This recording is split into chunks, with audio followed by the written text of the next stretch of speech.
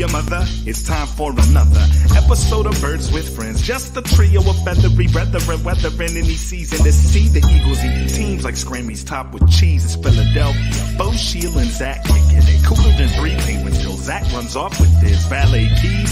He's a real nuanced goose. Pull up a branch, get loose. It's time for some juice on some Birds with Friends. The early bird gets the worm, but prefers getting turned like a turn on some Birds with Friends. Bo, Sheil, and Zach coming at you with stats and things flapping their wings Statistics, they can be like bathing suits. What they, what...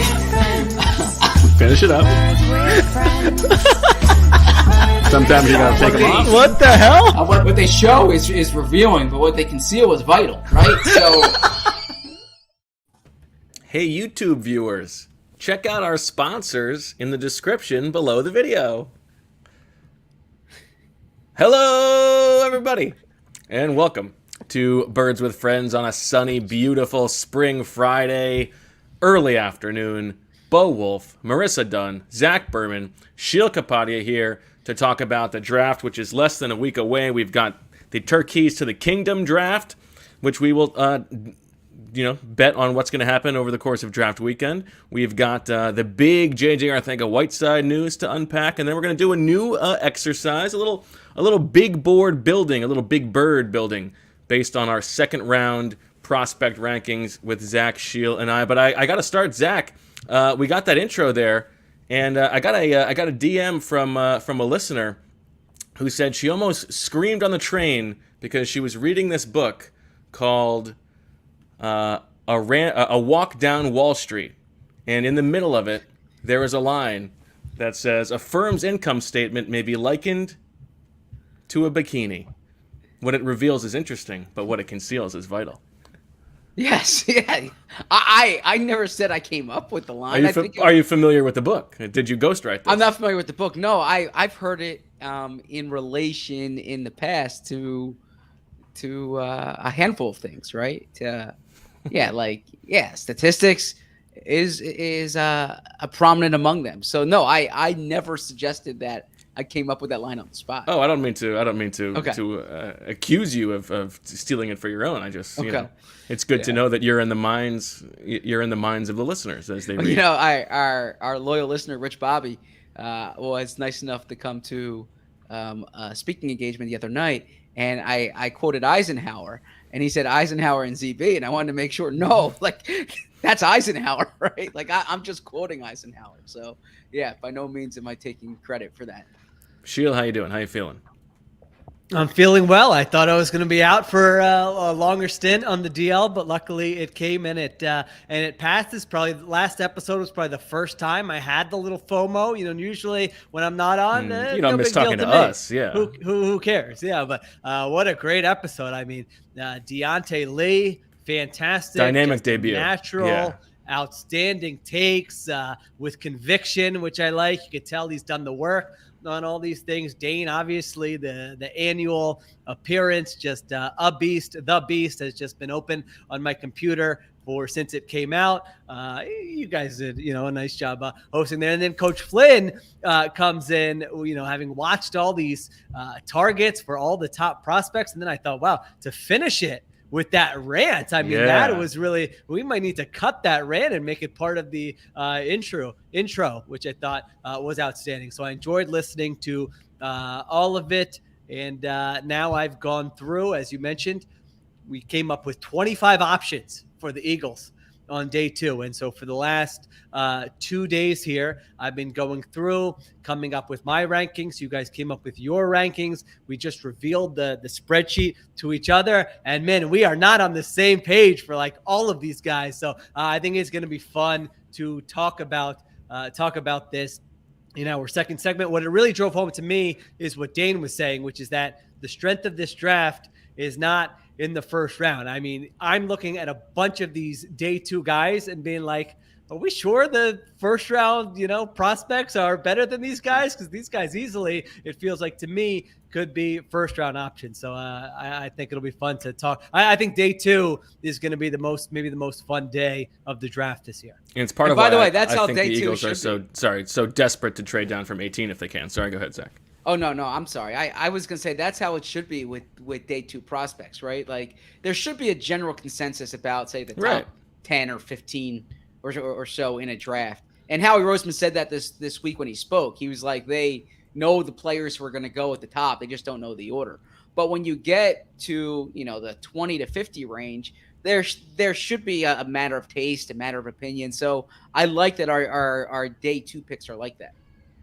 Yeah, and I think it sort of speaks to, remember, like last year, the idea was that this year's draft was going to be loaded because of everybody getting the extra years of eligibility for COVID last year. And I don't think that turned out to be the case at the top of the draft. Like you listen to everybody and they say that the top of this draft is much worse than previous years, and I think that's true. And it sort of makes sense because like the best players were still going to come out early last year. It's where it trickles down is like the middle rounds and the end of the draft, where that is a little bit deeper potentially than years past. What have you gone and put on your head there, Sheil?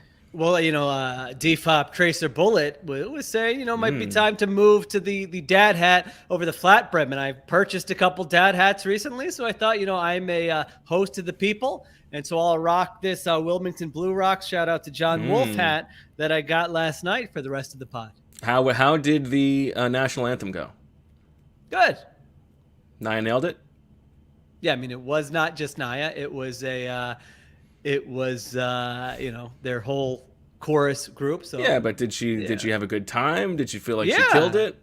Yeah, no, I think she did well. Okay. You can see photos on my Instagram. And the Rice Krispies turned out well. Yeah. Those are good, by the way. Yeah, those are really good. Well, as I told Bo, you gotta, Bob will make for those of you who don't know what we're talking about, you would need to follow Sheil Kapadi on Instagram to know.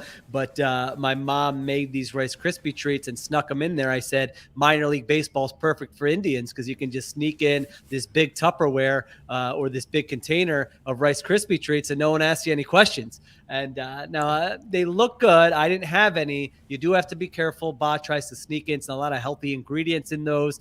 It's been kind of a years-long trial and error process where sometimes it works out. Other times, Nia and Leela will say, no thanks, go back to the drawing board.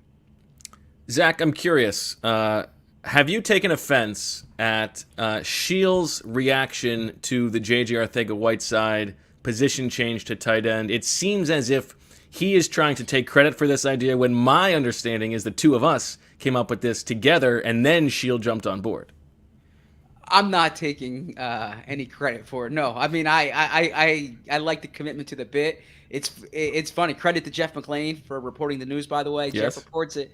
And then I get a bunch of messages. Like I was alerted to it from people saying they listen to you guys. Right. And I don't know if that's the case, but good for JJ, by the way. I'll also add, right, he has a better chance of making the roster, in my opinion, at tight end than at wide receiver next year, just because of where the numbers are going to be at wide receiver, I'm presuming. And like JJ's problem has never been lack of like desire or work or commitment. It just hasn't translated to the field. But the fact that he seems committed to it, according to Jeff's article, I respect. I respect the experiment. Well, the tight end position, I mean, everyone's talking about the wide receiver market. The tight end market is crazy. I mean, you have guys like Ian Thomas, who no one thought was anywhere near a good player or a good blocker, and the Panthers paid him $5.5 million per year this offseason. You have Will Dissly, who I think his career high in receiving yards is 269 receiving yards, and he's making $8 million a year. Wow. One of the worst contracts in free agency. By the way, that's not a jab at you, Will Dissly, CTC. My gosh, you're on the first team CTC this offseason, as far as I'm concerned. Good spoonerism. Listen, the odds are usually when you see these kinds of things, it doesn't work out. But like you said, Zach, I mean, this is a team that, is calling Richard Rodgers every year. So the bar is pretty low. As Bo has mentioned before, blocking for a tight end is not about pancaking guys. It's about losing slow. And so if you can get to like a Zach Ertz level of blocking, you might be able to find a home in the league. extend your career a little bit. So yeah, it just didn't make sense to, I mean, you're keeping him at wide receiver for what point? I mean, he has Right. no chance to do anything there for you. So it's like, the risk is very low. Give him a shot and see what happens.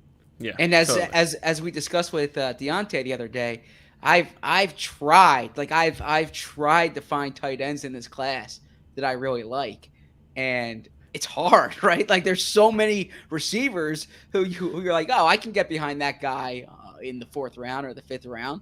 Tight end, I don't know what's going on in college football.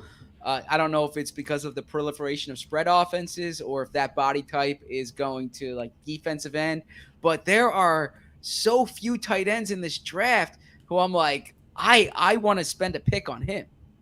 There's Yeah, a it's a few league- guys, but yeah, it's League-wide thing fair. too. I mean, think of those guys who I just mentioned who got paid. I mean, David. Who was my Dolphins guy who I Njoku liked? Has he even also gotten a was- deal? He did sign somewhere. Yeah. Smythe? I forget. Yeah, Jeremy Smythe. That was Bo was telling me he should be in the top 150. Yeah, I don't know what he got. 146. Maybe Yeah. I go, who? I go, I've never even heard. I've seen this guy, David. Even the franchise tag guys, David Njoku, Dalton Schultz. I mean, I don't know that those are guys who are passing the armpit test when you're talking about defensive coordinators preparing for those teams. So we'll see what happens. All right, we're gonna do a little different. Wait, I need to take Okay. you guys to task, as you know, when I listen Okay, to go the episodes. The Deebo Samuel conversation. I mean, I didn't realize that Zach, I can't believe you didn't fire back at Bo on this. I didn't realize that Kyle Shanahan created Deebo Samuel. Oh, Deebo Samuel, so lucky to be able to play for the great Kyle Shanahan, who can just pluck a man out of thin air and have him produce 1,400 yards and second in the NFL in yards per route run. Oh, he's so lucky. I would say the opposite. I mean, there were like 4 games last year where the 49ers offense was doing garbanzo beans, and they threw, I don't know if throwing like a little wide receiver screen is like Kyle Shanahan's a genius for that or not. They would just throw a little wide receiver screen to Deebo Samuel, and he would just be stiff arming people to the ground, running away from defenders. I mean, he was a one-man game changer. So spare me with the, Deebo Samuel needs Kyle Shanahan to be a great player conversation. I mean, this has gone so far. And it's not just you. I think that's misrepresenting what we said a little bit. The king of the minions, Noah Becker. I saw him tweeting about it. I saw you talk. I don't know if you guys had a group meeting and decided you all felt this way or not. Tyreek Hill is going to miss. I'll say this: Tyreek Hill. This might be a hot take that'll make me look stupid in the future, but I was thinking about tweeting it. Tyreek Hill will miss Andy Reid more than Deebo Samuel will miss Kyle Shanahan. I agree with that. Really? Oh, okay. Yeah. Kind of controversial. I don't even know if I believe it. But I think I agree with that. I think you're misrepresenting what we said a little bit. No, Zach didn't say anything. Okay. Zach just didn't battle back. But Zach, who goes on this Stoutland stuff, I'm like, Zach, get in there. This is way worse than crediting Jeff Stoutland for Jordan Mailata, crediting Kyle I don't Shanahan think I was for crediting Deebo Kyle Samuel. Shanahan for making Deebo good. It's a little bit less of a clean transition. And also, to be fair, like in relation to Tyreek Hill and Devontae Adams in terms of the market, I mean, Deebo Samuel has had 1 year like that. He's only played 3 years. Okay. 1 out of 3. I mean, that's All right. true. He's younger. He's 26. Yeah, that's good. I mean, He's what? gonna have a 1,400 And yard so, what would season you give up? Would you Jimmy give up? freaking G. Would you give up more than I offered? A first, a that's third, and a different future. that's okay. a different conversation because I think that it's risky biz to give up multiple high picks and then pay. I'm just kind of like philosophically, I don't know that I would do that because you're giving up multiple high picks and then paying a guy at the top of the market. That's why I did not like at all the Dolphins' decision to trade for Tyreek Hill and do that. I mean, if someone did it, I probably wouldn't crush him, but I probably would not do that. Now, if Deebo Samuel were a free agent, I would pay him at the top of the market. I mean, you can tell him you're not even going to take a handoff while you're a player here. He's still a fantastic player. I mean, he's a game-changing player without Kyle Shanahan. Okay. Let's see that Niners offense next year without Deebo Samuel. That's what I want to see. Let's see that. Listen, I'm down for fading Kyle Shanahan. in my defense for not taking him to task, at that point we had done 3 interviews. We had a press conference with that day. I had to write a story, and I believe we were pushing the kids' dinner time at that point. So I was give you a ready for that pass. to wrap up. Yeah. Okay. Did you want to talk about your other note, or you want to save that for later? No, I don't even remember what that was. Shadow the draft. I don't Deebo know thing what I you wanted were- to get to. Oh, the shadow draft. I was just thinking you always do the shadow draft, which is great. I think we should all, as long as Birds with Friends lives, I mean, that's got to be a post-draft segment. We all have to go through and say, here's who the Eagles took. Here's who I am going on the record. If I were the GM, I would have taken. I mean, I think we all realize how hard it is now, but I think even more so, we'll probably be like, oh my gosh, that was embarrassing. But you can't do it. You can't do it after the fact. You have to do it live. What do you mean? Like, you can't just even like later that night. It's like 2 days after the draft. No, I know, but I make my decisions in real time. I'm saying you can't even wait until the end of the night to see how it plays out, because that could affect. Like, you have to make your decision when the Eagles are on the clock. Yeah, he writes it down while they're on the clock. Oh, okay. Yes. All right. So that's what we have to do. I can commit to doing. I can commit to doing that. Okay. Yeah. I like that. Okay. Well, I can add that to the story then. You guys can give me yours. No, it doesn't And have to be part of your story. It can be a podcast segment after. Well, yeah, but I mean, if you're gonna do it, you might as well include it. And I lie. I know that happens, not just because I've sat next to Bo during this, but also because in the past 2 years when we've been at home, by day 3 of the draft, they don't show the picks live in real time. So I'll be like texting you guys like, oh, they're picking so-and-so here. And Bo will be like, I'm just working on my shadow draft pick. Right. So because you don't know what's happening, that pick, you don't know it just scrolls across the screen. Right. Yeah. Okay, let's get to Turkeys to the Kingdom. This is the game in which you have 100 turkeys for each question. You can disperse them however you want, and we will see how it plays out over the course of draft weekend. I am the defending champion on this game, but I think it's also fair to say that this is the least prestigious of the 3 pre-draft games that we play. So, not to downplay it as we go into it, but I just want to. Will you be publishing those rankings of the most prestigious to least prestigious? Yeah, I think it goes. No, I don't. Please, I don't need to hear it now. I said. Okay, fair enough. I think we're also going to add. We're also going to add a fourth. We're going to do a draft swooper swordcasting next week. I think that'll be fun. Okay. By the way, credit to Denise, because I like to think I have a good memory, and he put out. Yes. I'm sorry, Denise. Denise. He reminded us of games that I don't recall playing. Right? Yes, the Quack to the Future, in which we ranked the players the Eagles signed to futures contracts in order of how likely they were to make the roster. I totally forgot we did that, and so credit to Denise. As did I. Yeah. As we pour one out for the retired Cameron Malveaux. Michael wanted an emergency pod yesterday for that. Just gonna say, but I told him we would hit on it today. Would he like to come on and tell his best Cameron Malveaux story, just to to celebrate he probably the moment? would. We've but... told it. Wasn't that that was the day I was there, right? That probably is. Well, I don't know if that's Michael's favorite, but yeah. Well, he's going to law school, so could congrats top that. to him. Yeah. Oh, Daniz had an awesome tweet. I actually told Michael to send it to Kim, so I'm not sure if he did, but it was a very good tweet by Daniz. As always, he is the best on social. So absolutely. All right. First question: the Eagles' first pick of this year's draft, will it be earlier than 15? In other words, will they trade up from 15? Will they pick exactly at 15, or will they pick lower than 15? 100 turkeys to disperse. How do you gentlemen spread your turks? I'll jump in here.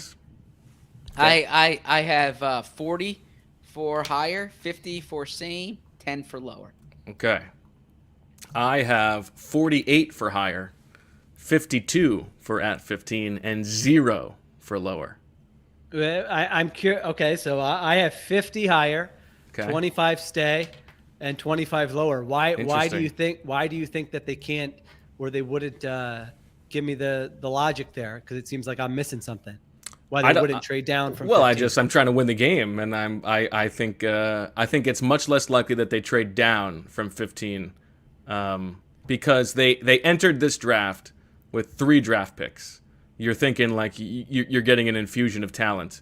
I would find it hard to believe that they would be okay accepting that they're not gonna they're gonna back off trying to get a difference maker when they have that much draft capital. Yeah, but let's say that they get to 15 and they say, oh, Of course man, that's we possible. have like 7 guys here ranked in the same. I don't know. That might be exaggerating, but wow, we have all these guys ranked in the same tier. We didn't get a shot at Thibodeau or Hamilton or Stingley. It would kind of be a reach to take player X here. Let's see if we can move back, even if it's not the draft capital we were hoping for. We'll still get a first-round pick and add something later.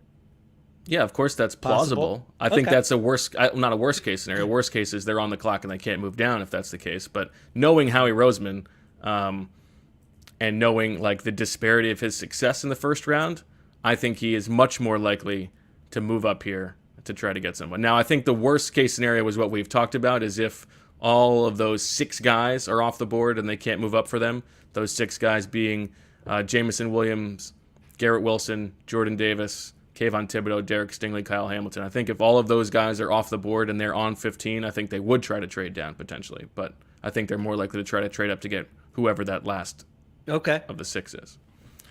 All right, same exercise for 18. Will they be drafting higher than 18, exactly at 18, or lower than 18? I can go first. I have 5 turkeys on higher than 18, 45 turkeys on 18, and 50 turkeys on lower than 18. I have 10, 50, 40. I have 10, 45, 45.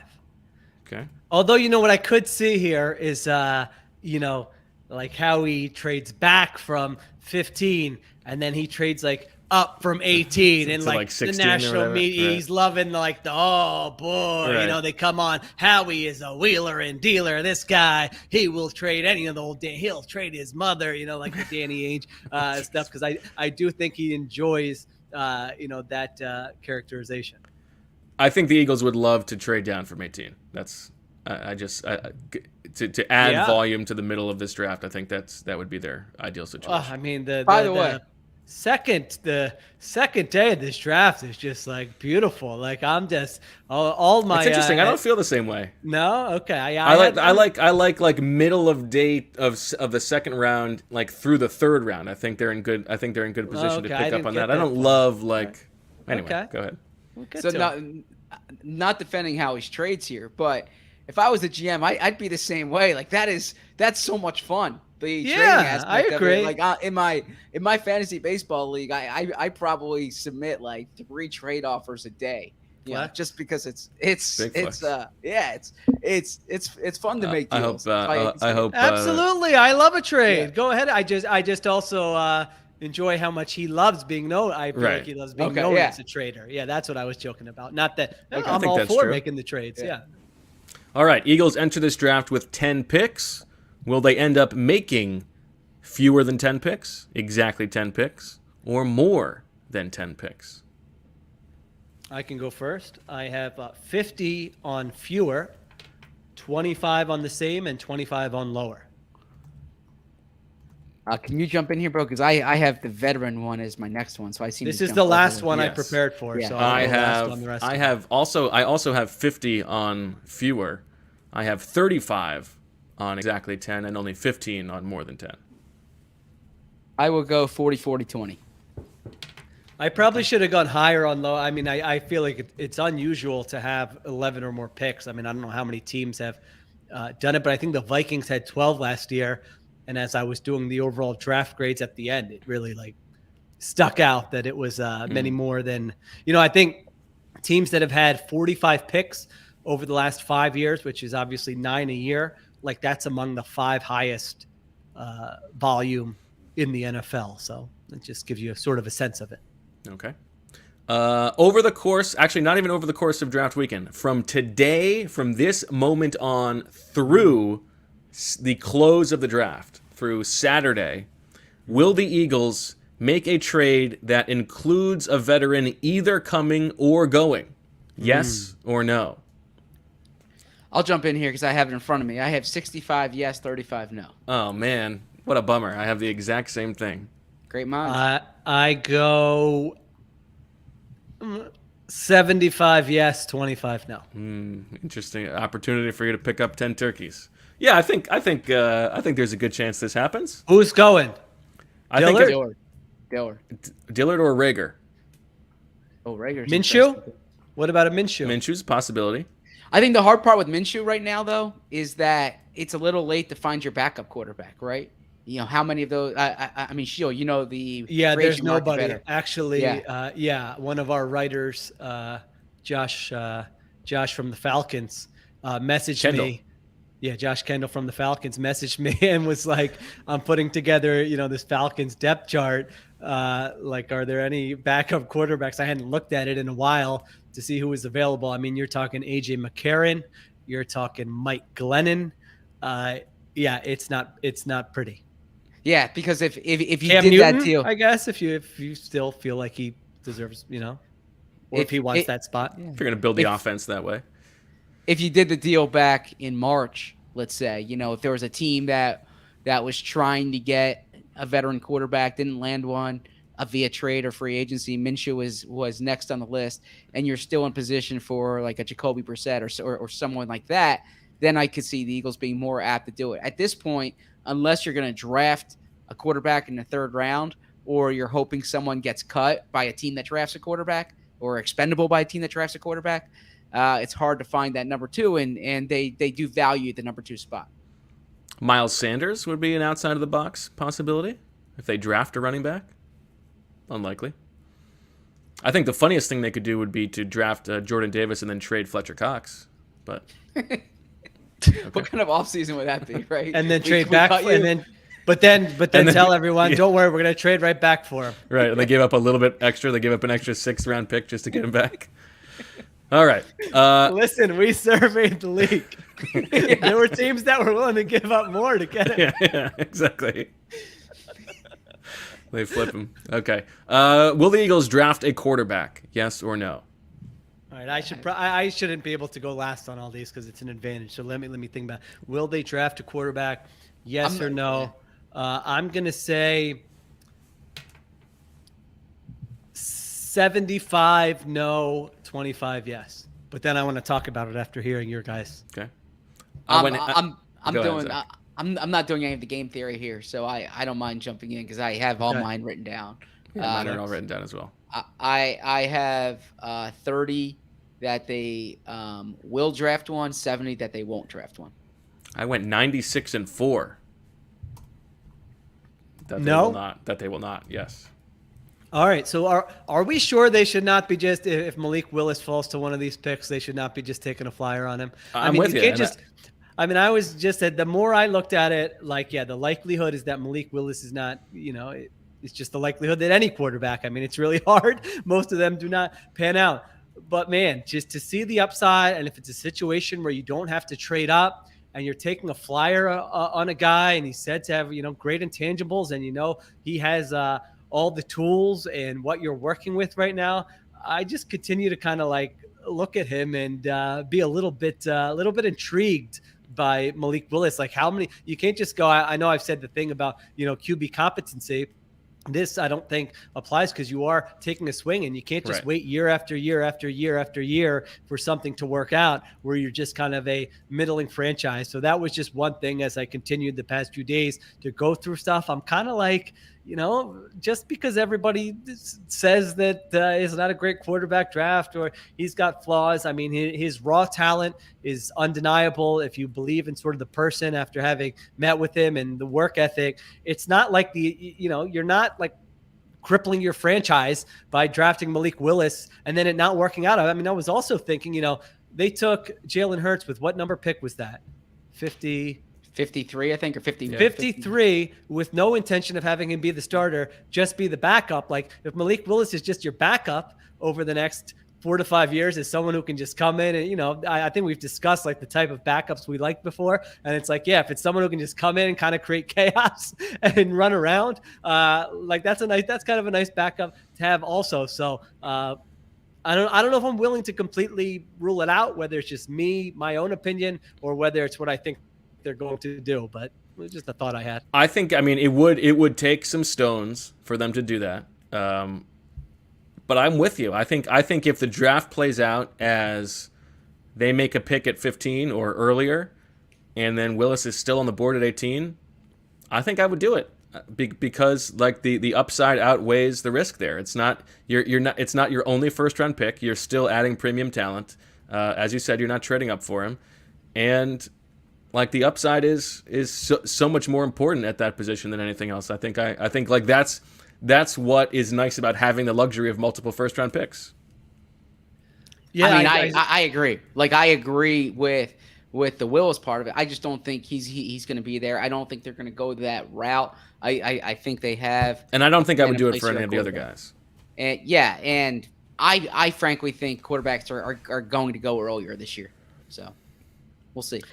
I'm seeing the comment. They're saying there will be a riot if they used a first round pick on a quarterback. The quarterback factory. I know that Howie regrets saying that. The truth is, right now they should be in the business of trying to be a quarterback factory. Right. Just bring them in and see what you hit on, because you don't have a guy that's kind of what you have to do. I don't think he's going to repeat that. Well, and Tracer makes a good point in the comments that like, if anyone is positioned to do it, it's Howie Roseman, who has like ironclad job security, right? Like it's not like making this pick would necessarily put him on the clock. So you would think that he has more of a willingness to do it than other teams. Is there a late round or undrafted free agent quarterback that you guys like? No, I haven't looked at any of them. Not that I like as like a not potential good starter, backup, but as like but the guy who fit the little parameters that I had on the historical look was Brock Purdy. I was about to say Brock Purdy. Okay, yeah. Brock Purdy jumps to me as like a Chase Daniel type.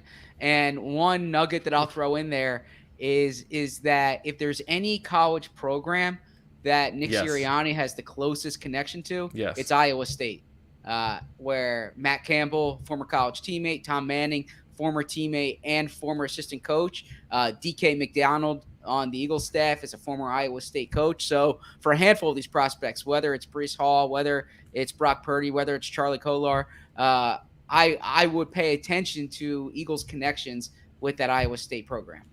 I'm with you. All right. Will the Eagles draft a specialist over the course of draft weekend? Yes or no? I can go first this time. I've got 35 on yes, 65 on no. Let me see what I have here. I'm going to say 90 on no, 10 on yes. I think PR plays a role in that as well. I have 35 on yes, 65 on no. I don't think they want to come out and do a press conference and explain why they just drafted a punter or a field goal. I'm hoping they draft a punter so we can have our friends at Puntalytics on to give us the scouting report on the guy. We would need that. I would need that. All right. The first pick that the Eagles make, will it be a wide receiver, a defensive lineman, a member of the secondary, or an other? The first pick. Defensive lineman, you're giving me edge and tackle. Correct. Yeah. What was it? Wide receiver, defensive line, secondary, or other? Yes. And this is the first pick that they make. First pick that they make. Ooh, okay. I'll jump in here. Okay. Yeah, I'm going 30-30-10. I'm sorry, 30. No, 30-30-30-10. Oh, okay. 30. Interesting. 30. Okay. I go 20 wide receiver, 30 defensive line, 40 secondary, 10 other. 40 secondary. Oh, wow. Interessante Samuel right there, aptly. Yeah, I don't feel great about that, but okay. That's my Stingley Hamilton trade up. All right. I kind of feel like I want to go most on wide receiver, so let me give that a 35. Defensive line. Some of these, I like some of these edge guys in the second round. Again, I'm repeating myself over some of the first round options.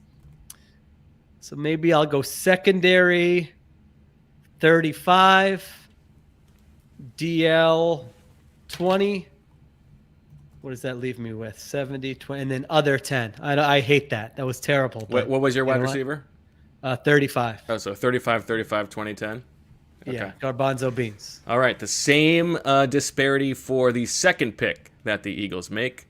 Wide receiver, defensive line, secondary, other. I'll go first this time as we spread it around. I have 30 each on wide receiver and defensive line, 25 on secondary, 15 on other.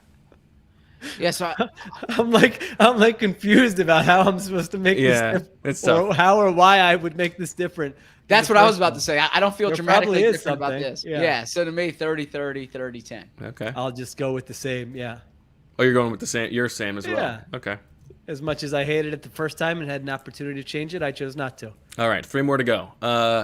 How many more future picks, but only for 2023, will the Eagles acquire over the course of draft weekend? 0, 1, or more than, or 2 or more?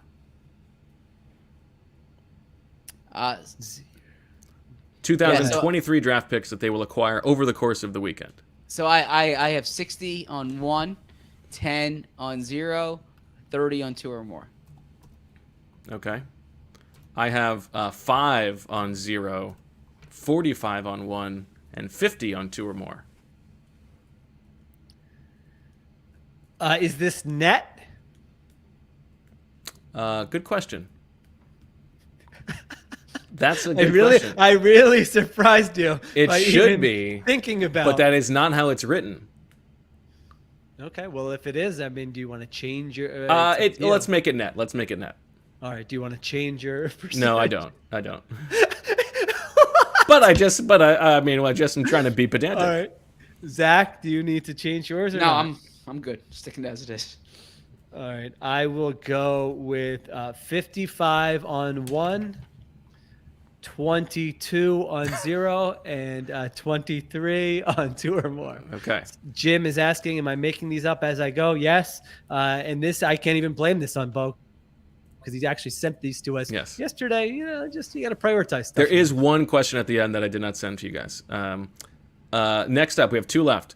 Will there be, over the course of the weekend, more picks on offense, more picks on defense, or a push? I have 60 on defense, 30 on offense, 10 on push. Oh. I will go. I forgot to put push in a column. You have 60 defense? Okay. I will go 60 offense, 40 defense. Ooh, nothing on push.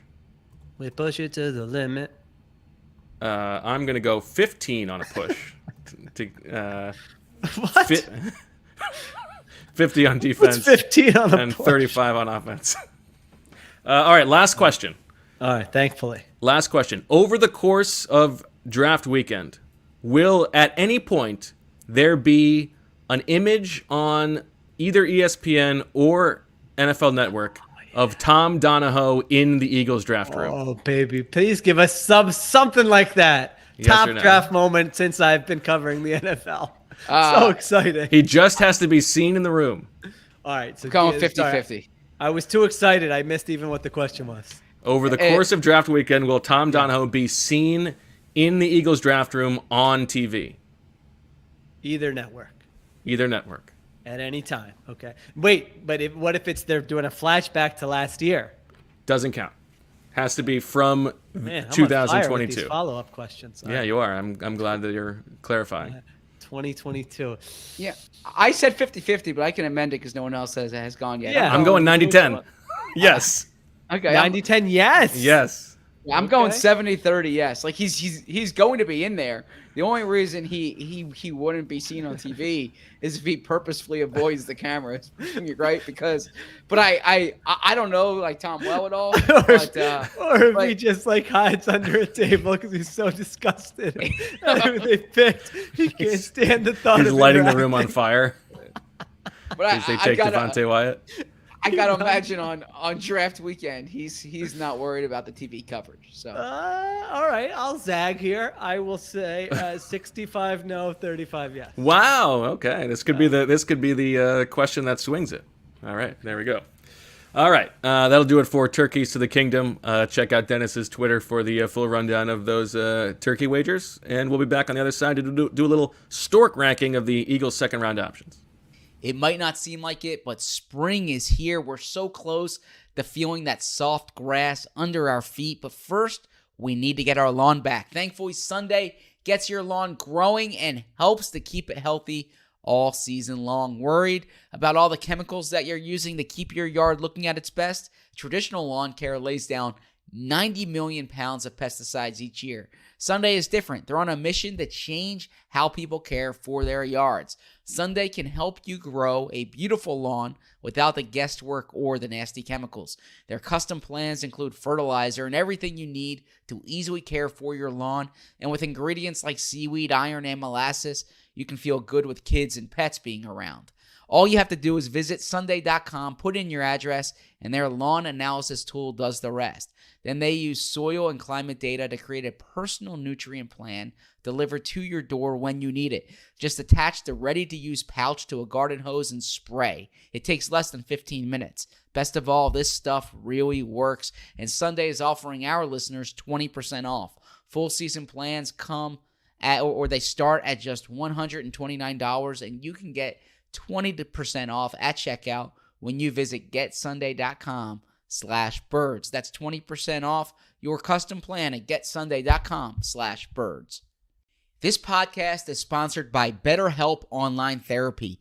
People don't always realize that physical symptoms like headaches, teeth grinding, and even digestive issues can be indicators of stress. And let's not forget about doom scrolling, sleeping too little, sleeping too much, undereating, and overeating. Stress is in everybody's life. It can be work, it can be bills, it could be life, it could be family.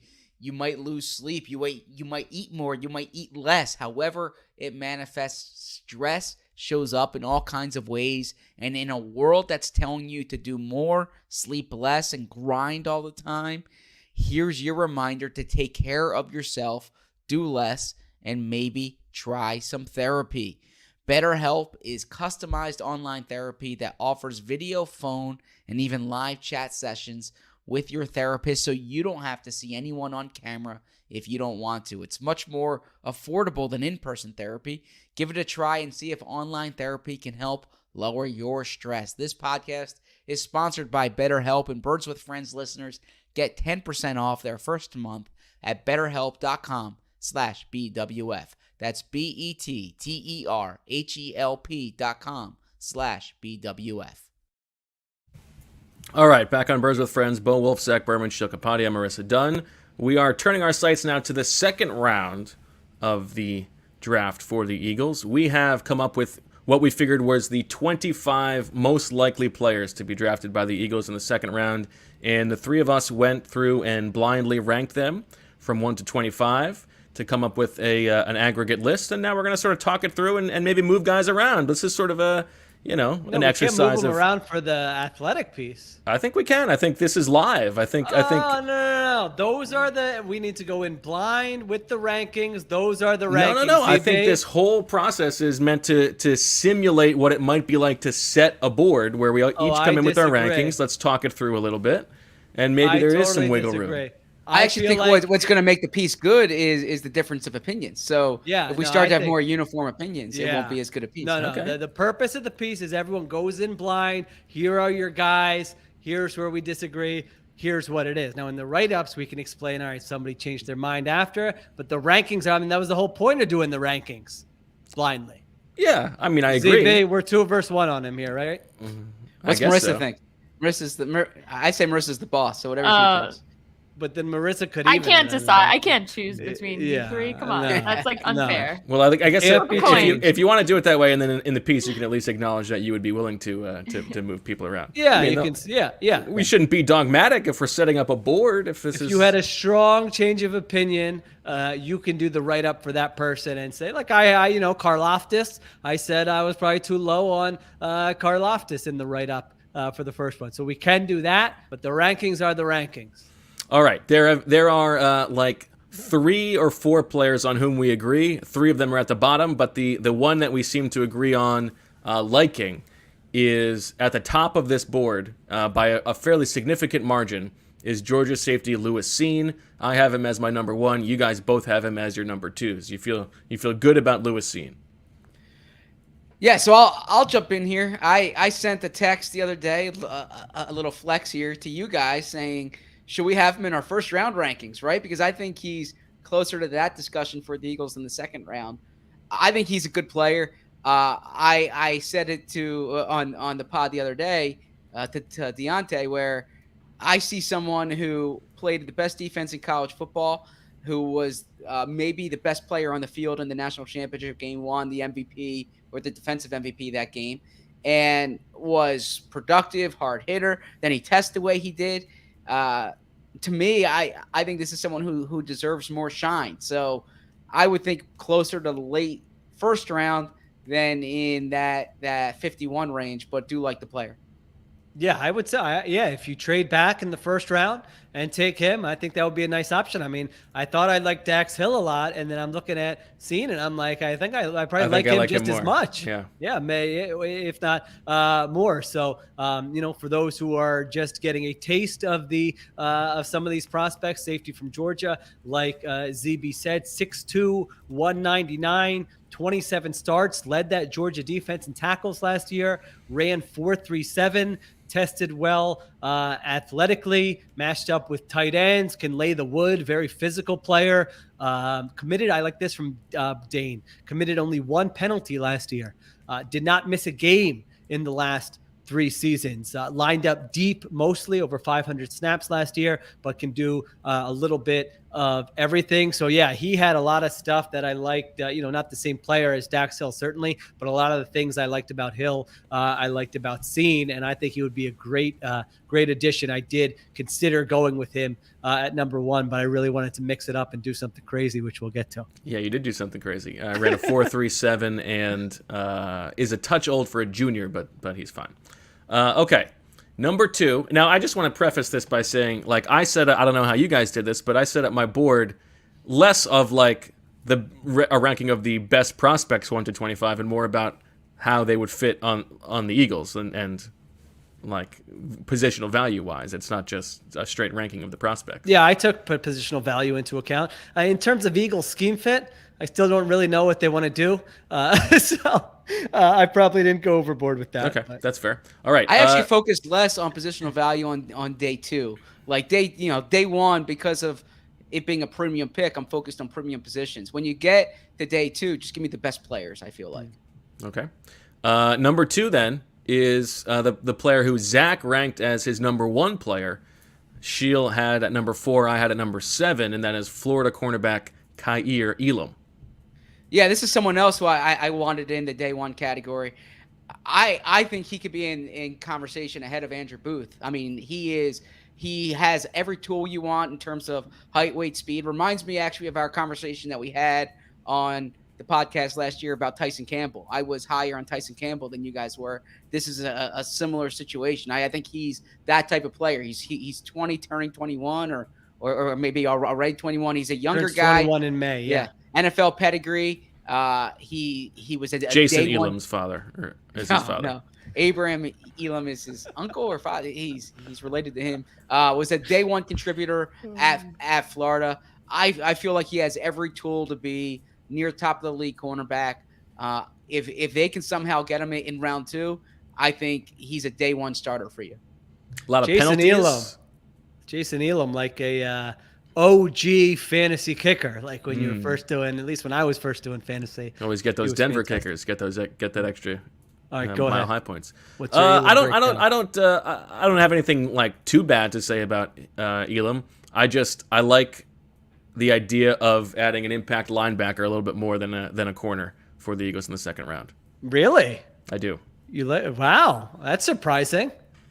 Yeah, this is a result. Linebacker over corner. This is a result of the studies. Yeah, Okay. maybe I'm overrating it, and I probably am, but like the possibility of hitting like an All Pro or a Pro Bowl level player is so much different for the second round for linebacker than it is for corner. Now, corner is actually a fairly good bet in the second round too. But I like for this deep like for the Eagles moving forward, I think it would be nice to sort of solve that position. Yeah, I like the day 2 linebacker group too. Yes, I like Elam. Dane compared him to Carlton Davis, who was a very fun cornerback. Finished second behind only Sauce Gardner in yards per coverage snap last year. Played a lot of man coverage as well last year. Has the size, speed. It seems like he has the temperament. So I like a lot about Elam. I think he would be an excellent day 2 pick. Okay. He was one of the guys where I was going, wait, are we sure Trent McDuffie is better than I agree with better that. prospect than Kyer Elam? So that was to speak to what I was saying earlier. I agree with that. All right. Next up at number 3, we have a player we've talked a little bit about, Georgia wide receiver George Pickens. Sheil is the highest on him, has him all the way up at number 3. I guess that's where he ends up for us. Zach has him at number 5. I'm the low man at number 8. Yeah, I mean, as I was going through and watching like these day 2 wide receivers, like it wasn't even close between him and everybody else. Now, Bo, you can give us the bucket stuff later. I think, this is why if you were in an actual draft room and having these conversations, I would need someone to calm me down a little bit because he's really exciting. 6'3", 195. Ben Fennell put out this clip of Pickens. I don't know if you guys have seen this, where he just delivered, like when cornerbacks are pressing him, he just delivers this like 2-hand jab. And then he looks knocked over yeah. 3 different cornerbacks. He knocked them to the ground. I was like, oh my God, this guy's a monster. And that's just how he plays. I mean, he got into he punched somebody as a freshman and got ejected. I'm going to be in on Had it coming, yep. Somebody who's doing, he sprayed a water bottle at somebody around. Like, Please. I mean, this guy just checks all my personal boxes here in terms of what I'm looking for. I mean, he's a monster physically. The production, again, Bo, you can speak to that. It probably wasn't as high as you would like. He tore his ACL in the spring, so we only played 63 snaps last year. But, man, you watch, like, his best plays or him pre-injury in 2020, and, like, I think the NFL matchup show had him as their top wide receiver, I believe. And I was like, all right, well, that seems a little bit crazy. But then I was like, all right, that does not seem crazy to me. I wouldn't go that far, but I do think I would probably – if you felt good about like the knee, man, after maybe Jamison Williams and Garrett Wilson, I could certainly put him right there above the other guys. Yeah, so I'll jump in. If he's the type of player who, if he was on the Eagles team, anyone who came to training camp or anyone who watched a preseason game would fall in love with him, right? Like he's the Eagles fan dream. He is your prototypical X receiver, has all the tools you could look for, and you just need to reconcile the production. And part of it was injury, but even before that, wasn't a prolific producer. I've gotten on that Georgia offense before. I shouldn't. They won the national title, but I just feel like they have more talent than they show on the field, and Pickens is a great example of that. If we had a conversation after or during the draft last year, right? So before the spring game, and you said to me, who's your top receiver for next year's class, I would probably say George Pickens, because like he's who's your top receiver for next year's class? Well, I would obviously say Jackson Smith Najaba would be up there, but I'm horrible with this pronunciation. Bowie on LSU, Bouee or Bouue. Okay. Yeah, he's gonna be up there too. So those would be my top 2 going into it. Yeah, I like Pickens. I like the upside swing, makes sense to me. He doesn't have the production, but there are reasons to explain that. Obviously, because of the ACL, he's in a not great bucket because of that. But I sort of get that. He's got there's a weird disparity in his arm and hand measurements from the combine to the pro day on the Beast. I saw that on a few guys. Yeah, their arms grew in him. It's like his hand is almost a full inch different, and his arms, went down. But he has relatively small hands. I don't know. I think he would be a very fun pick in the second round. He is a high ceiling. You might be landing a legitimate superstar. I mean, I think he's the guy most likely to be like the DK Metcalf from this draft, where it's like, how did he not go sooner? Yeah. Now, we're not going through all 25 guys, are we? I mean, we want people to read the piece. Yeah. I would go through the ones we really, one of us had a strong opinion on and the others disagreed type thing. If we agreed on people, we don't have to go through. Okay, fair enough. You were not as high. My number 2 player is the guy who's my favorite player in the draft, my Senior Bowl crush, Oklahoma defensive tackle Perrion Winfrey. I had him at 2. Zach had him at 4. You had him down at 12. Well, tell everybody, why do you love Perrion Winfrey? I mean, I thought I liked Perrion Winfrey. Then I saw you guys, and I thought, man, Okay. And I think he's a good fit. He provides something a little bit different than Milton Williams. He's got these long arms. He was dominant at this. It was hard for me to remember someone as dominant as him at the Senior Bowl. Followed it up at the Senior Bowl game. Maybe I'm overrating that, but he was productive. 5.5 sacks as a defensive tackle is pretty good. And I like the guy. I'm letting the heart lead that one. Yeah, I like. Yeah, I thought I went through this going. I really like Perion Winfrey. 6'4", 290, tested well. Over 40% of his tackles last year occurred in the backfield, per Dane Brugler. I believe highest of any player in the country. So I definitely like that. I was looking at some of his pressure rate statistics, and they were all very good. And so, yeah, I think he would be a fine pick in the second round. Sell me Sheil on. Well, both of you guys. Get to my guy. All right, let's go to your guy. Let's talk about my guy. I have him down at 15. Zach has him at number 9. You have your number 1 option, a different Oklahoma player, Nick Bonito.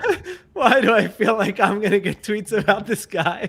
You and Jeremiah, by the way. Jeremiah loves him as well. You'd rather have Nick Bonito than Lewis Seen. You'd rather have him than Quay Walker. You're going to be bringing him up to me for years to come. I like Bonito too, and I thought that was a relatively bullish number 15 for me. I mean, I was wondering what am I missing about a Nick Bonito? I mean, 6'3", 248, 15 sacks, 25.5 tackles for loss the last 2 seasons. His this is per Dane, I believe. His 28.9% pass rush win rate was first in all of college football last year. He ran a 4.54. He was 76th percentile in the 3-cone. He ranked first in quick pressure rate, second in true pressure rate. I mean, the comps I'm seeing, it really comes down to the comps, okay? So Daniel Jeremiah compares him to Cliff Averill, who, of course, I covered and enjoyed covering in Seattle, who was just a beast of a pass rusher in his prime, one of the most underrated defensive ends in the NFL. And then Ben Fennell comes over the top and says, if you're looking for a Brian Burns-ish prospect in this year's class, wow, it's Nick Bonito. So, I mean, you're going to give me those two, and then you're going to give me all this other stuff. I mean, he's so athletic. Like, he can spy. He can be off the ball, spying the quarterback for you if you're facing one of these mobile guys. If you want him to just line up on the edge and rush the quarterback, he can do that. I like the bendy. I think we talked about this with Karlaftis. I like the more, bendy edge rushers. Yeah. What did Joe Douglas love? The ankle flexion, right, with Derek Barnett.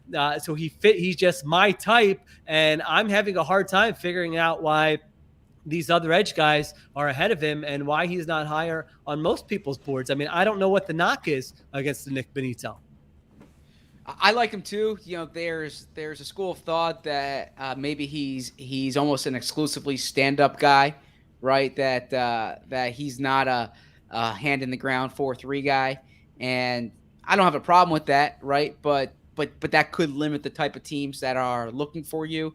He can get to the quarterback. That's the bottom line. And a tremendous athlete. I think Dane had this in there, but he was a great high school basketball player coming out of high school. He was recruited, I believe, by Wake Forest. So shows you the type of prospect he was. Yeah. No, well, now we have a listener who's a little birdie who is close to the Oklahoma program. And was texting me about some of these guys. Texting you, messaging or texting? Texting. He's got some Bonito text relationship. Is this somebody you've met before? No. Super quiet, reserved, and works his tail off. His first season in Norman, his body and strength was so far from where it needed to be. The defensive coordinator got mad and just had him lifting weights during practice with a GA, so he didn't go to the field at all. Was totally alone.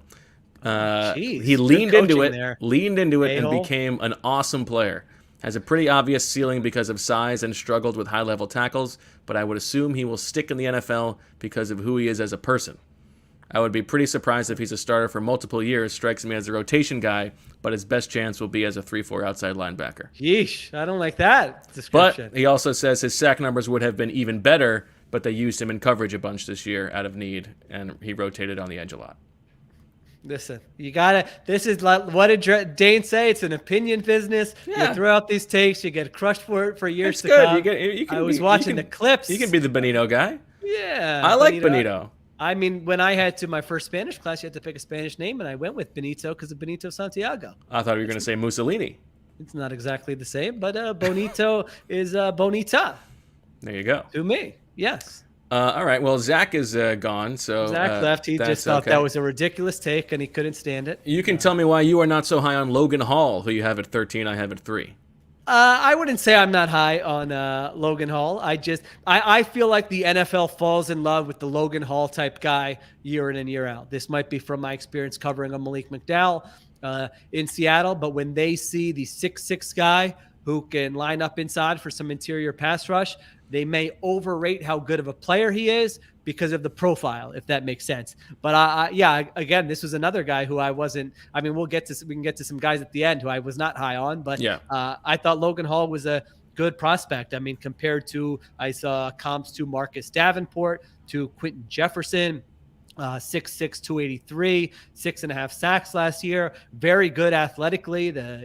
Running, the 3-cone were both very good, lined up all over the place. So, no, I liked Logan Hall. I think, again, I don't want to sound like a broken record, but it would be another. I would be fine with him as a day 2. I think the first like 15 guys in my rankings here, I think would all be like, nice job, good pick. Okay. It sort of feels like. Yeah. Quickly. Ebikidi, because I want to give you a chance to talk about your Penn State guys. You have him at 6, Zach has him at 7, I have him at 12. And I actually kind of wish that I also had Benito ahead of Ebikidi because I feel like there's a higher ceiling there. Ebikidi is, to me, a little bit of I don't like a raw prospect who's also old. Ageist. Well, can you explain? I feel like I make you do this every year. Can you explain your age thing? Because I do think you need to do this every year. What's to explain? I mean, because there's a lot to it's explain. Not just so. I mean, first of all, history tells us that you are less likely to become a Pro Bowler if you are going to be 24 years old or older during your rookie season. That's just it doesn't happen as much, and it makes sense because you're talking about like evaluating guys play. Like, there's a big difference in the bodies, especially for like defensive linemen. Where you're going up against guys who are 20 years old if you're 24 years old. I don't know. I feel like it's sort of intuitive, no? Yeah, I mean, I would prefer the younger guy, but I think it's how much. It doesn't always work out. How much are you weighting it? Yeah, of course. It's not a be all end all thing. Is 23 a big deal? Is only like I definitely agree with you with the extreme when I say Kenny Watkins. A 22.5 is 23. Are you? No, I don't think younger is always better. I just think it's part of the evaluation. Like it's a data point, just like their 3-cone time is. Yeah, it's probably going to be more predictive if a guy is tearing it up at 21, right? Against than if it is that he which is why I'd much rather have George Pickens than Christian Watson. Okay. Yeah, like the O tackle from Central Michigan, Bernard Raymond. Yeah, he's like 24, 25 years old, right? So yes. I know he's from Austria and started late, but still, there's free agents younger than him. Yeah. Ebikidi. I don't know the pronunciation. I think Ebikidi in front of me. 6'2", 250, 34-inch arms, is a top 5 athlete in terms of edge rushers in this class. He transferred from Temple. Ebikidi, that's right. I don't know if I agree with you on the low production thing. I mean, he had 9.5 sacks and 17 tackles for loss last year. And the previous year, it was only 6 games, and he had 4 sacks and 8.5 tackles for loss and 3 forced fumbles. So I think he really came on strong in 2020 and then built on that in 2021. Played 62 snaps per game last year per Dane, which if you look at that compared to a lot of these guys, that's pretty unusual. So Dane was saying that spoke well to his kind of conditioning. His rate stats were both top 10, quick pressure rate, true pressure rate. And I saw Ben Fennell compared him to Shaq Barrett, who is another kind of favorite, fits my what I like out of an edge rusher in the NFL. And so I just thought he had a lot of things that you would look for in a good prospect. I wrote the same thing down as you, 23 years old. And so I had Benito Santiago ahead of him, but I thought he seemed like a pretty good prospect. Yeah, I like him. I mean, you guys are way lower on him. That Dane had him as his 28th overall player. Jeremiah had him as his 36th overall player. So I think the best selling point is that he's from the same hometown as Joel Embiid. Let's get that. Let's get that bromance going in Philadelphia. I like that. All right, let's take a little I break. also like an Arnold, I will say. Interesting. Underrated Schwarzenegger. name. Hey, Arnold. Okay. Let's take a little break and then finish this up on the other side. Food that's fast does not have to be fast food. Freshly offers quality meals without the hard work. Their meals are designed by nutritionists, cooked by chefs, then delivered fresh. Other meal deliveries need to be prepped and cooked, but Freshly is ready to eat in 3 minutes. No one wants to spend an hour cooking dinner after a rough day at work or an infuriating commute or spending hours watching draft prospects. At the end of a long day, takeout does not have to be your only option for an easy dinner. Whether it's for you or your family, Freshly gives you convenience, flavor, and nutrition.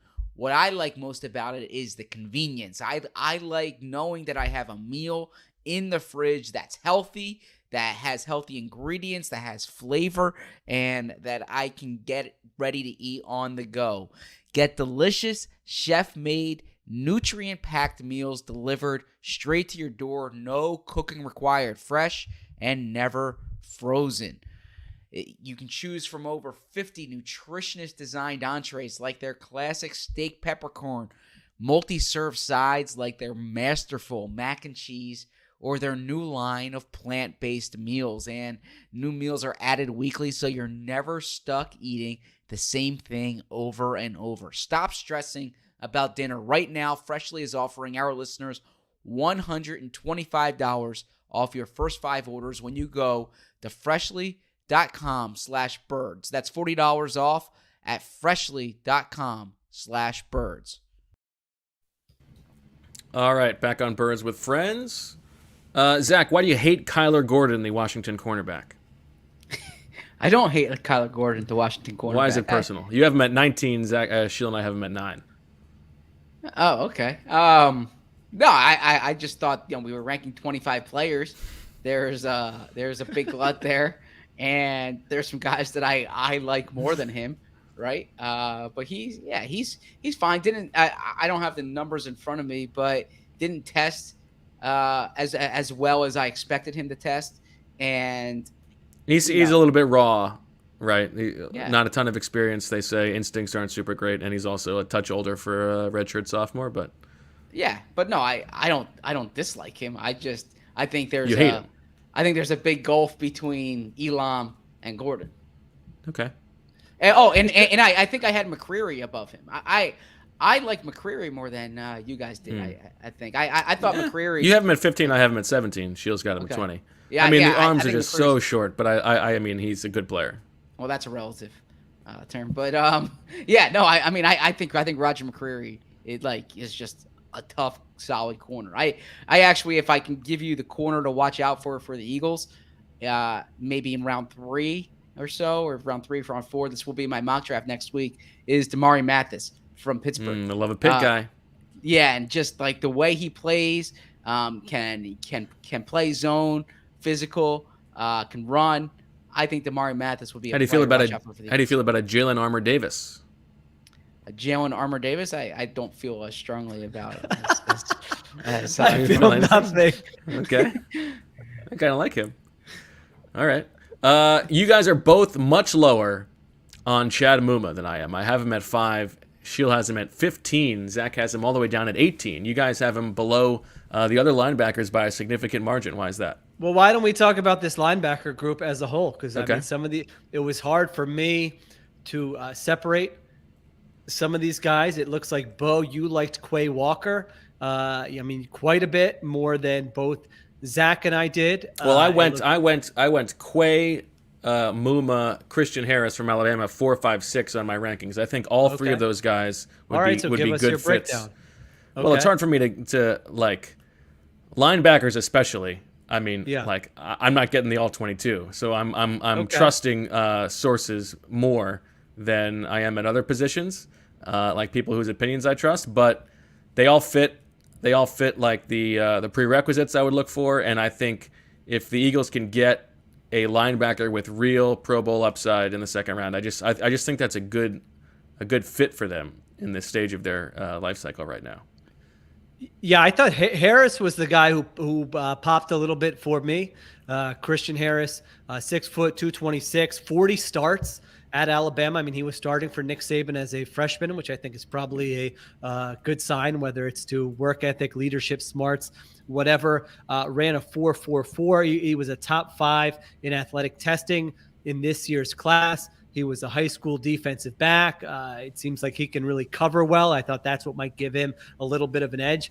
I think he's athletic enough to spy the mobile quarterbacks, which I think is something you have to keep an eye on with linebackers now. You know, who can do that on your team. He can rush the passer as well. So I kind of liked Christian Harris a little bit the most out of that group. Now, Quay Walker was certainly interesting to me because he kind of fits, you know, if you're looking for the length. I don't know, was Deontay talking about that with you guys, or was it on another podcast that, you know, those are some of the guys you're looking for, the longer, the different body types now with the off-ball linebackers. He kind of looks more like maybe a Devontre Campbell than some of these other guys. I didn't like no forced fumbles or no interceptions in his entire college career. I mean, that's probably too much box score scouting, but I do like a playmaker at linebacker. But I thought he was certainly a good prospect as well. He also is a very good athlete. I think, you know, you don't have to be like a great athlete at like instincts probably matter more at linebacker than the athleticism. At the same time, I do like the idea of building a team of athletes for when things don't go well. You know, you have an edge because you have the faster guy or the stronger guy or whatever. Muma also seems like a good prospect. I mean, he gets praised for his football IQ and competitiveness. He only ran a 4.63, but I think he passed most of the athletic testing numbers you would look for. So I just thought, you know, whether it's level of competition or not quite as athletic, I probably got roped in there to the other guys. But yeah, I'm kind of with you. You could talk me into any of those guys. Yeah, I like Christian Harris quite a bit as well. Quay Walker just has more of the physical profile, but Christian Harris in terms of the production or the experience at Alabama, I should say, and the ability to play in space, you like that. I said I like this group of day 2 linebackers. The one who we didn't discuss here, who kind of jumps out to me is Brian Asamoah at Oklahoma. I think he kind of fits the style of what the Eagles would like. He can be a potential Kaiser White replacement. I feel like Channing Tindall is sort of like an Eagles, like he's like Davion Taylor from a better program. Yeah, he's Davion Taylor who's played football before. Yeah, that makes sense. Yeah, that makes sense. Yeah, and like there's a reason why he didn't play, because you know the 3 guys in front of him are higher picks. Yeah. What were you that's say, tough though when a guy's never had a. Never. I mean, he played, but never started a game in college. Yeah, I kind of had the same thought looking at him, like, all right, you know, great athlete, questioning, you know, kind of like gets that when he guesses right or when he, you know, is there, he's impressive, but might not always be there. I don't know. I was getting some Davion Taylor vibes. That could be totally unfair. All right, a few more guys. No, you know what I saw with Tyndall? I mean, 0 career pass breakups or interceptions. I mean, I don't know. Yeah. That's well, the Georgia right. Well, it's like, he was off. I mean, when he was every guy on the Georgia defense, they just have so many guys. You can't really break up a pass. I mean, when he was on the field, he was moving forward, which is like you can sell yourself into thinking a guy with like great testing results is going to be a good help in pass coverage, but like he's never done it before, right? Yeah. So I didn't like a Tyndall compared to the other guys. All right, a few more guys to get through. Zach, you are all about David Ojabo. You've got him at 3, whereas Sheil and I have him at 18 and 20 respectively. You like taking that gamble? I do. And look, I know you're scared off by the Sidney Jones experience, and that's a tough injury to recover from. You know, I asked Daniel Jeremiah a question about evaluating the injured players yesterday, and Jeremiah said, "No, there was like 150 people on the call." Yeah, but you asked him the question, and he answered. No, Jeremiah said that, you know, if he was Ojabo's agent, which happens to be Bryce Triggs, former Eagles wide receiver. Really? Wow, nice nugget there. How are you doing? Have you written a story about this? No. No, I like that's right down your alley. Now you look like you have no interest in writing a story, so I'm sorry I brought it up. But that he would be sending teams videos of Cam Akers in the playoffs to show you can recover from this injury. The reason I have a Ajabo that high is because didn't Cam Akers suck in the playoffs, or am I forgetting something? He was back. That was the point. Okay, well, so David Ojabo will be back. He's going to suck. I'm back today. I'm a disaster. Yeah. So he's a first round talent, and if it hits, like it hits in a big way. That's the thing. I mean, he had 11 sacks last year at Michigan. Is raw to begin with, right? Great athleticism and great frame, and to me, it's a tough gamble to take in the first round. It doesn't set you back at 51, and if you can get a player who, if you had him as one of the top 20 players on your board on March 1st, and you can get that guy at 51, I would do it. So I would obviously, I would defer to my medical staff, my training staff in terms of what they say. But from a football perspective, I like it. And I don't think Sidney Jones's problem, by the way, was that he couldn't get the Achilles back. Now, he had some hamstring issues, and you can say that was connected to the Achilles. But I think confidence-wise, that was an issue. And it's 6 years later, and he's still in the NFL, right? He got another contract this year. That's what we're going on. That's what we're selling it for. So my point is that he can come back. You know what? There is something to be said for sticking in the league for 6 years. I don't think that's crazy. Yeah, but so doesn't make it a good pick. No. So I think he's arguing that he can get. Kenyon Barner's still in the league. My UTC, my man. Actually, he's won the most. I saw a stat. He's won the most Super Bowls of anyone in the NFL over the past 3 years or whatever it is. Yeah. But I think it's a risk worth taking because you get the quarterback. I saw that too. Who is tweeting about Kenyon Barner's Super Bowl rings? What is this account that I need to follow? Kenyon Barner facts? I actually think I think the NFL put that out. What? Yeah, I think the NFL put that out. The NFL's official account?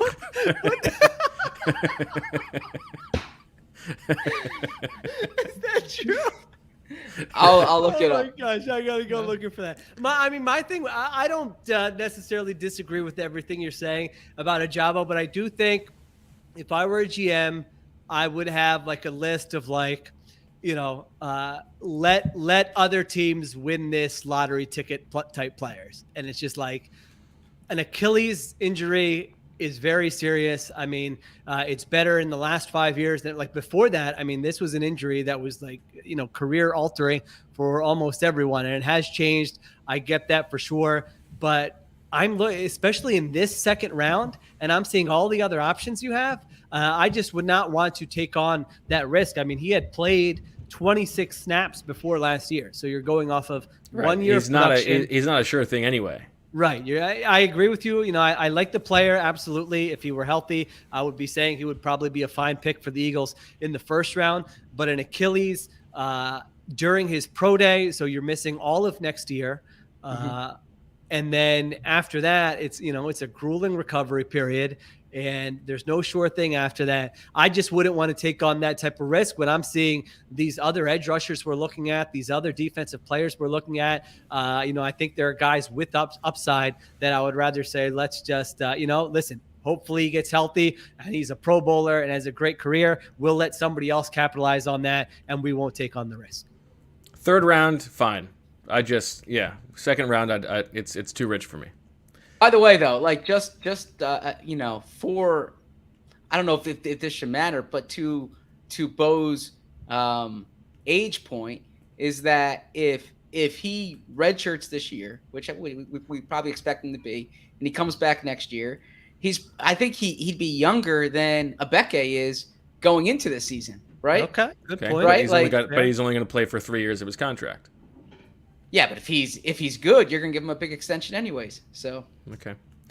Sheil, you love Travis Jones, the Connecticut defensive tackle. I like him, but why don't you guys like Travis Jones? That was because I read your rules, and it talked about guys who are run-stopping defensive tackles, and he's a run-stopping defensive tackle. The knock on him is that he can't get to the quarterback. Hold on. Throwing his words right back in his face. No, first of all, that applied to the first round picks, I believe. I mean, at some point, you got to get other types of players. However, I'm looking at. I'll throw some numbers out. He had some sack production. Jones. First in true pressure rate among defensive tackles last year. Third in quick pressure rate among defensive tackles. Film grinders are telling me that this guy got double teamed all the time because they had Garbanzo Beans there, and he still had 8.5 sacks during his college career. It's not like he wasn't. Didn't he have like anything. 5.5 last year, right? Yeah, I think it was something like that. Yeah, that's and one fine season was totally canceled for COVID. So yes, for a defensive tackle, above average physical testing. I mean, he's sort of if you like a Jordan Davis, isn't he like the second round version of a Jordan Davis, like a little poor he doesn't have quite the athleticism, but it was still very impressive, his athletic testing. I like Travis Jones. Yeah. Was very high. So I think he's someone who can do different things for you and can, I think there's upside with him as a pass rusher. Okay. So there you go. We all seem pretty unimpressed with Sky Moore. Yeah, I didn't love a Sky Moore. What do I have down here for 5'10", 1'9"? I mean, it kind of goes to the Ajabo thing with me. Like, I feel like there's enough prospects in this range that I feel good about a lot of things that I don't want to kind of take on risk unnecessarily there. So, I mean, he's got a fine profile. He was highly productive last year, Western Michigan, right? That's Sky Moore? Yep. Okay, Western Michigan. So, almost 1,300 yards, 10 touchdowns, ran a 4.41. So I think there's plenty to like about him.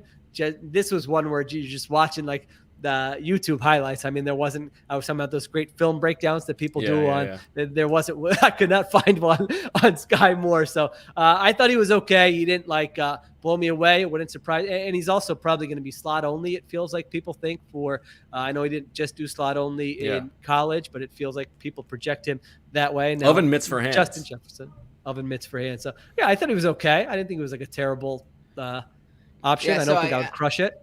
I know we're not supposed to scout the helmet, right? That's the expression that you hear. But I feel like we did this last year with Dwayne Eskridge.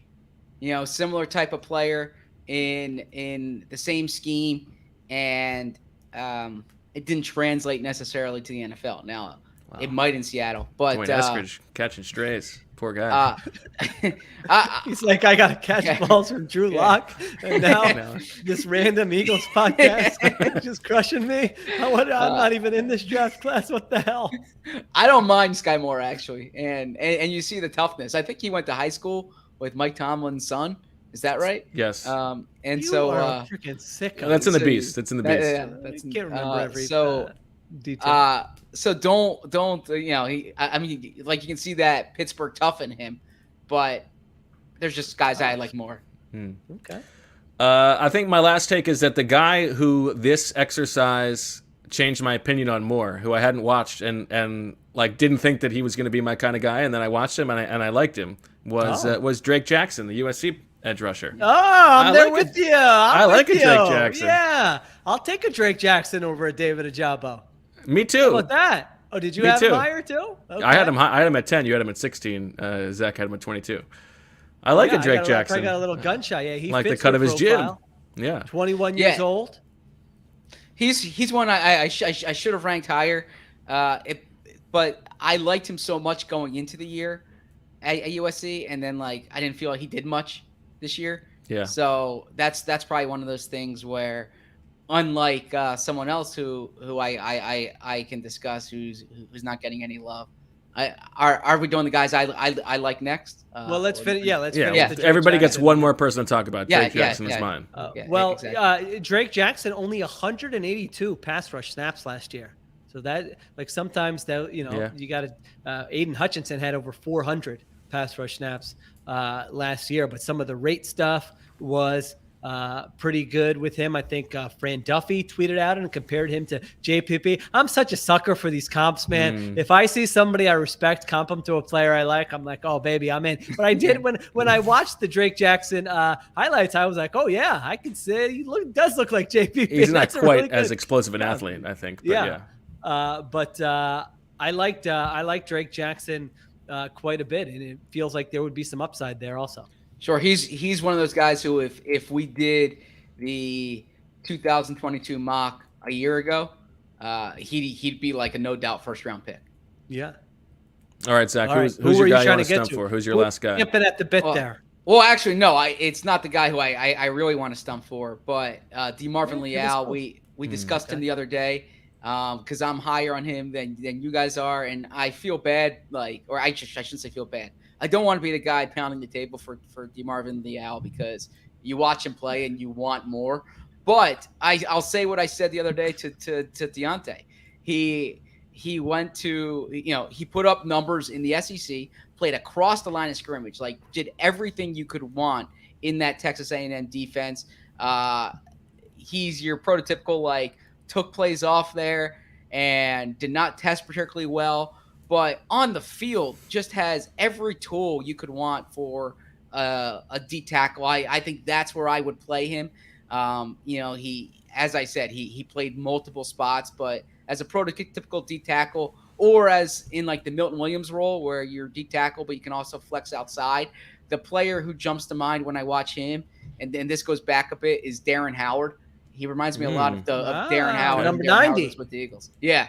But I think Leal. Now, was it Darren Howard or Howard Darren? It was Darren Howard. Okay. And my last thing I'll say about Leal is I always tend to like guys who Leal Madrid. If the draft is done on January 15th, they would go higher than if the draft is done on April 28th or whatever. He's someone who they haven't played a game in 3 months, and he's gone from top 50 on all these experts boards to out of the top 50 on all these experts boards. And is it the athletic testing? Is it the interviews?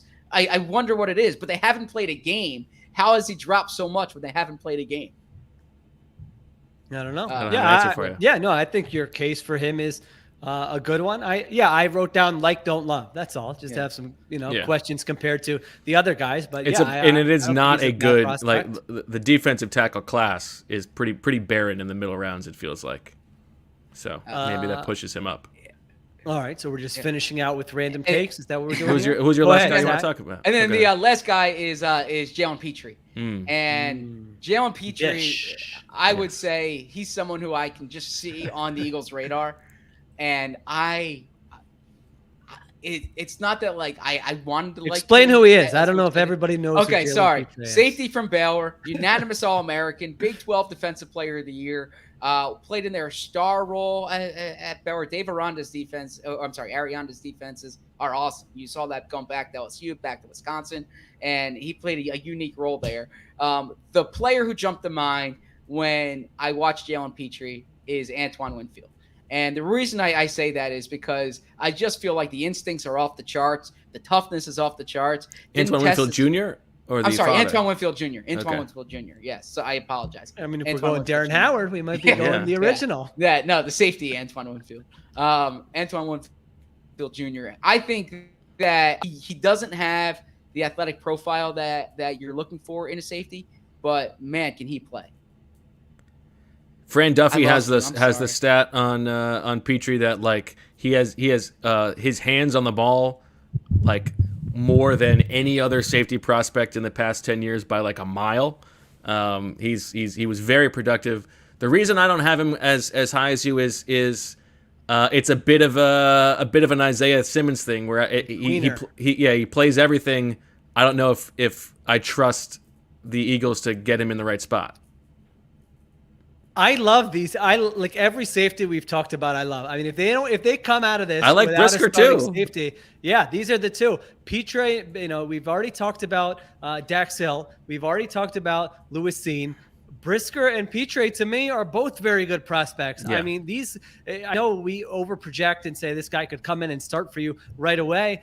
They really have that profile. And who are they going to be competing with? Yeah. On this defense, they should be able to. I mean, just to finish out on Jalen Petrie, three. I mean, he filled up the stat sheet last year. 3 sacks, 3 forced fumbles, 9 passes defended, 2 interceptions, ran 4.46. I love Brugler's penalty stats. Petrie did not have a penalty on 431 coverage snaps last year, which I love that. It's crazy compared to how often he was touching the ball too. Yeah. Yeah, played in the slot, played in the box on. Now this is the other thing that made me a little nervous. So he played in the slot or in the box on 96% of his snaps. So, playing the deep half, is he able to do that? I mean, Dane, I think, had it said maybe he would be a big nickel, would be his best fit. So there's a little bit of a projection there that he would be a deep safety, but reliable tackler, awesome against the run. I had only 14 snaps in the deep middle of the field, but yeah, he is like a playmaker. I mean, this is one of those where, like we say this about offensive players, but if your coordinator can't find a way to if he is who people think he's going to be, and your coordinator can't find a way to get something out of him, your coordinator sucks. Find a way to carve out a role for him. So that's how I saw Petrie. And Brisker, I just feel like he checks off what Sirianni wants too, right? You can see him going to the press conference. Yeah, this guy loves ball, right? Yeah. That's what they'll say about him. I think Brisker has a lot of those same intangibles. It seems like now he's 23 years old, which Bo will not like, but 21 starts. It's okay at safety. Seasons. Okay, Brisker is the safety from Penn State. 5 interceptions in 34 games. How about this one from Dane? Committed 0 penalties in the last 2 years for Brisker. Love that. Ran 4.49. Brisker, I don't even know her. I think Greg Cosell was comparing him to the Bills safeties, Micah Hyde and Jordan Poyer. He lined up in the box, in the slot. Ben Fennell wrote that he's got the qualities to play outside corner, he thought, Jaquan Brisker. So, I mean, versatility, we know how much coaches love that. I think both those guys are fantastic safety prospects. Yeah, I'm just going to be I just feel like they should be able to. I mean, you have to see how it falls, but it would kind of be a bummer, I think, if you're an Eagles fans, and we know Eagles fans love safeties. These guys would all be exciting players and fill a need if they were to get one of them. My only other take I wanted to get to here was what this exercise proved to me is that I don't think you want to draft a running back in the second round this year. There's too many good players at premium positions that, I know a lot of people like Breece Hall. I think I was the lowest of the 3 on him, right? Where do we have Breece Hall here? Yeah, he's towards the bottom, but Zach had him at 8. I had him at 11. You had him at 21, and I probably would drop him down a little. I like him. Yeah, I think he's a fine prospect, but I'm looking at these other guys at premium positions, and this is not the year. If another year could probably talk me into it, but to me, this is not the year to spend a second round pick on a running back if you're the Eagles. So I was just I'm like, I like this guy, I like this guy, I like this guy. Do I really want to? Is the gap between Breece Hall and the other running backs you could get maybe in the 3rd, 4th, and 5th round? Is it that? Maybe it is. Maybe some people might think it is, but do you think the gap's that big that you want to spend a premium pick on him?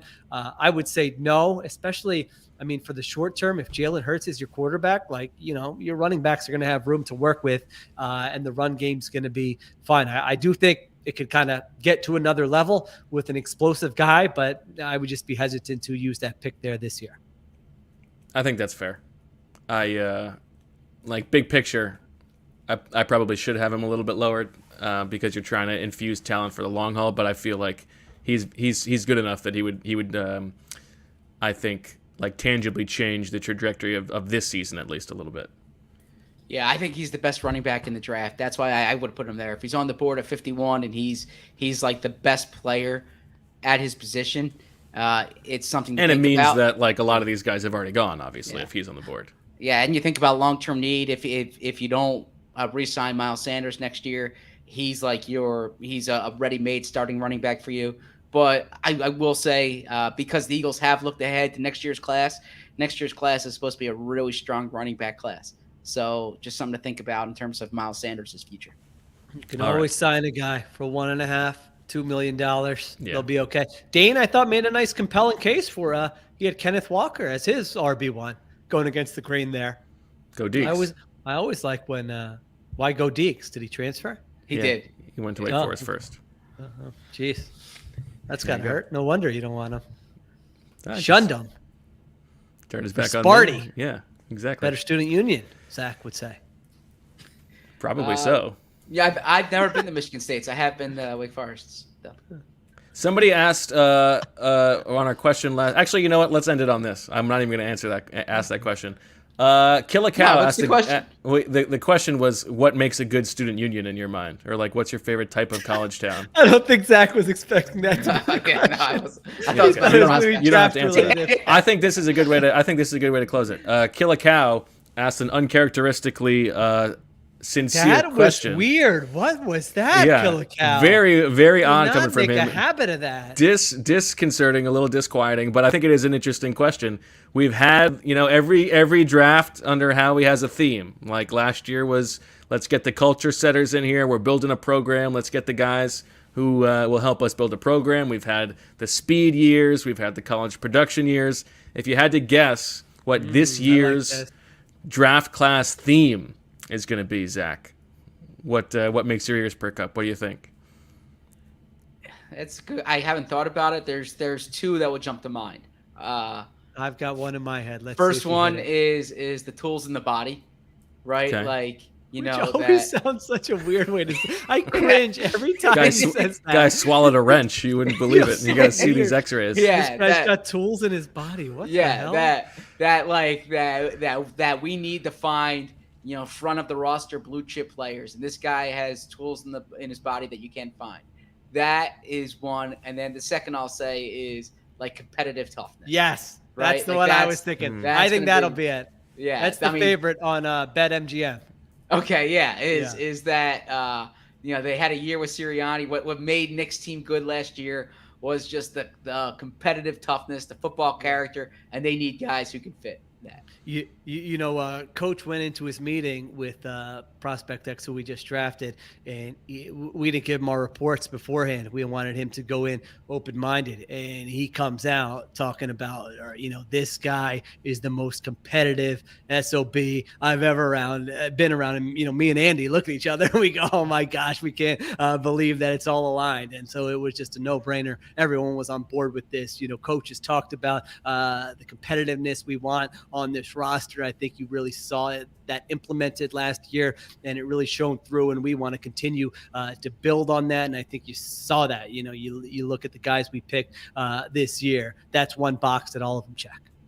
There you go. You don't even have to go to the post-draft press conference. The one, and I know Bo agrees with me here. What would really bother me is if they get up and it's like, this guy fits the way we're trying to play. That's exactly what is in my mind. I'm sorry. Yeah, no, it's fine. You're right. Like that's what would worry me is if it's like, we had a year to watch how JG wants to play, how Nick's offense wants to work we out. We still have no idea what he wants to do. And this guy fits what Coach wants exactly. Fits it to a T. It's exactly what he wants. If they're over-fitting for the coaching staff, I'm going to be, pretty disappointed. I will not take kindly to that. And then 3 years from now, if the guy doesn't work out, you hear off the record, we work for the coaches, right? And this is the coaching staff wanted. JG really was really pushing for him.